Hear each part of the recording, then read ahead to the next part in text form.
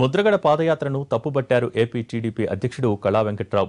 కాపు రిజర్వేషన్ల కోసం కాకుండా రాజకీయం కోసమే ముద్రగడ ఉద్యమం చేస్తున్నారని వెంకట్రావు ఆరోపించారు.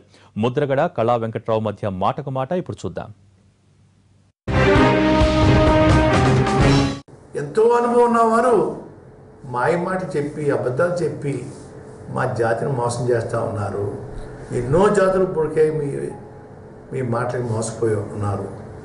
ఇప్పుడు మళ్ళీ మా జాతిని నిలువెల్లా మోసం చేస్తూ ఉన్నారు. సిగ్గుపట్టలేదా ముఖ్యమంత్రి గారు? ఇచ్చిన హామీ గుర్తుకు రావటం లేదా? గుర్తుకు రావటం లేదని చాలామంది చెప్తా ఉన్నారు. మీకు మతిమరుపు వచ్చిందని. దానికోసమే గుర్తు చేయడం కోసమే, ఆ మతిమరుపు వల్ల గుర్తు చేయడం కోసమే చావో రేవో చలో అమరావతి కార్యక్రమం తీసుకున్నామండి అయ్యా.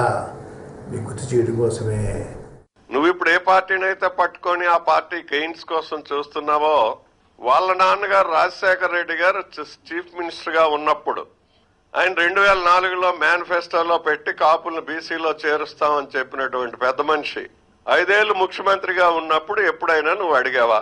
కాపులకు న్యాయం జరగాలి అనేటటువంటి ఉద్దేశం ఇక్కడ కనబడలేదు కాబట్టి దీన్ని రాజకీయం చేయాలి కాబట్టి పాదయాత్రకు పెర్మిషన్ లేకుండా ఈ కార్యక్రమాన్ని ప్రతిరోజు లైవ్ లో పెట్టినట్టుగా ఒక పార్టీకి రాజకీయం చేసి ఒక పార్టీకి లబ్ధి జరిగే విధంగా చేస్తున్నారు తప్ప ఇందులో జరిగేది ఏమీ లేదు.